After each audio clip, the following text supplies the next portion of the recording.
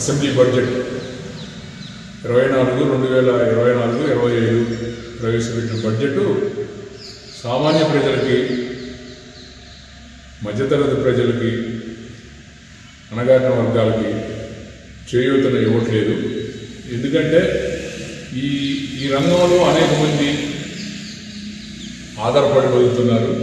చేనేత వృత్తులు కానీ, వ్యవసాయ వృత్తులు కానీ, స్కిల్ డెవలప్మెంట్ అని, సుతారి పనులు కానీ, అనేక రకాల పనుల్లో స్కిల్ డెవలప్మెంట్ లేక యువత ప్రజలు ఇతర రాష్ట్రాల నుంచి వచ్చి ఆధారపడి ఈ తెలంగాణ రాష్ట్రంలో బతుకుతున్నారు. ఈ తెలంగాణ రాష్ట్ర ప్రజలకు కూడా ప్రతి మండలానికి స్కిల్ డెవలప్ సెంటర్ ఒకటి పెట్టి యువతకి, మహిళలకి ఉపాధి కల్పించే విధంగా ప్రతి మండలంలో ఒక ఉపాధి సెంటర్ కల్పించి వాళ్ళకి పనులు మెడుకోలు నేర్పడానికి ఇది కూడా ప్రతిపాదించాలా.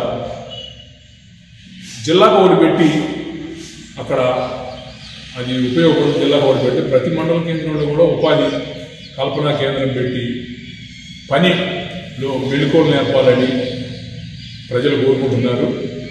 అందులో ఈ సంవత్సరం అనేక మంది ప్రజలు కూడా పనులు లేక ఇబ్బంది పడుతున్నారు. మన తెలంగాణ రాష్ట్రం ఇతర రాష్ట్రాల కూలీల మీద ఆధారపడి ఉన్నారు. మన తెలంగాణ రాష్ట్ర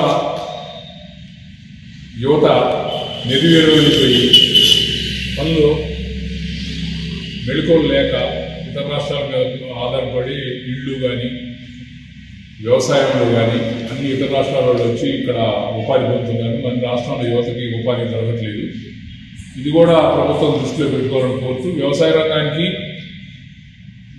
నిధులు కేటాయించారు. అది మంచి పద్ధతే. వ్యవసాయ రంగం మీద ఆధారపడి ఎక్కువ తెలంగాణ రాష్ట్రం కానీ భారతదేశంలో వ్యవసాయ రంగంలో ఆధారపడి జీవించింది. ఇది శుభ పరిణామం. వ్యవసాయ రంగానికి ఎక్కువ నిధులు కేటాయించడం, అలాగే యువతకు కూడా అనేక రంగాల్లో ఉపాధి కల్పించాలా. మెళుకువలు నేర్పించడానికి కూడా ప్రతి మండల కేంద్రంలో ఉపాధి కేంద్రాలు పెట్టి వాళ్ళకి మెళుకువలు నేర్పించి యువతకి ఉపాధి కల్పన కోరుకుంటున్నాం. తెలంగాణ రాష్ట్ర గవర్నమెంటు వీళ్ళ అసెంబ్లీలో ఈ ఆర్థిక సంవత్సరానికి బడ్జెట్ మన ఆర్థిక మంత్రి బట్టి విక్రమార్క గారు ప్రవేశపెట్టారు. ఈ ప్రవేశపెట్టిన బడ్జెట్ ప్రవేశపెట్టడానికి దగ్గర 3,000 కోట్లకి దగ్గరకు చేరుకొని ప్రవేశపెట్టారు. కేటాయింపుల్లో వరకు అయితే అన్ని రంగాలకి బాగానే కేటాయించారు. దాన్ని పూర్తి స్థాయిలో పంపిణీ జరిగితే బాగుంటుంది. ఓన్లీ అంకెలకే పరిమితం కాకుండా బడ్జెట్లో అది ప్రజలకి ఆ పొలాలు అనేది పూర్తి స్థాయిలో బడ్జెట్ పెట్టి అవి కేటాయించి ప్రజలకు అందితే బాగుంటుంది.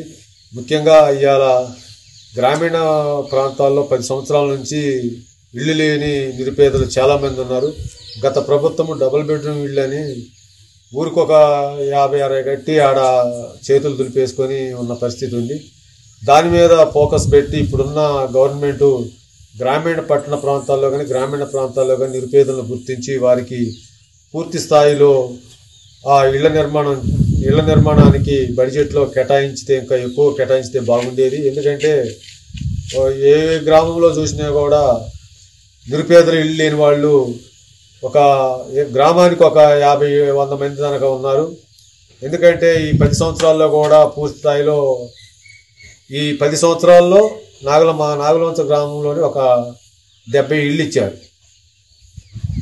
ఒక 10 సంవత్సరాల్లో గత ప్రభుత్వం.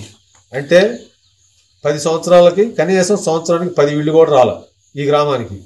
అందుకని పేదలు ఈ గ్రామంలో దగ్గర 10,000 మంది జనాభా, ఒక 2,000 కుటుంబాలు ఉన్నాయి. అందరికీ ఆర్థిక ఇబ్బందులతో పేదలు పెళ్లిళ్ళు చేసుకుని పిల్లలు ఏరియా ఉండి ఒకే ఇంట్లో గదుల్లో ఏరియా ఉంటున్నారు. కాబట్టి ఇప్పుడున్న గవర్నమెంటు దీనికి దృష్టిలో పెట్టుకొని పేదలను గుర్తించి ఇందిరమ్మ ఇళ్ళు అందరికీ శాంక్షన్ చేసి గృహ నిర్మాణంలో ముందుండాలని కోరుకుంటూ కేటాయింపుల్లో బాగానే విద్యాశాఖ కానీ, ఆరోగ్య శాఖ కానీ, వ్యవసాయ శాఖ కానీ కేటాయింపులు అయితే బాగానే జరిగినాయిలే. కానీ అవి అంకెల్లో కాకుండా పూర్తి స్థాయిలో అమలు అయితే బాగుంటుంది. ఈ గవర్నమెంట్ పెట్టిన బడ్జెట్ ప్రవేశపెట్టిన బడ్జెట్ బాగానే ఉంది. గత ప్రభుత్వం అప్పులు 42,000 కోట్లు పెట్టిందని ఈ గవర్నమెంట్ చెబుతుంది. ఏ గవర్నమెంట్ వచ్చినా కూడా రాష్ట్రాన్ని అప్పుల పాలు చేయకుండా ఈ విధంగా కొద్దిగా అప్పులు చంచకుండా మన రాష్ట్ర వాటా కూడా ఖజానాన్ని పెంచుకునే విధంగా చూడాలి. కానీ మన రాష్ట్రాన్ని అప్పుల్లో తీసకపోతే మరి ఈ రాష్ట్రం అప్పు తీరేది ఎప్పుడు, మన రాష్ట్రం ముందుకు పోయేది ఎప్పుడు?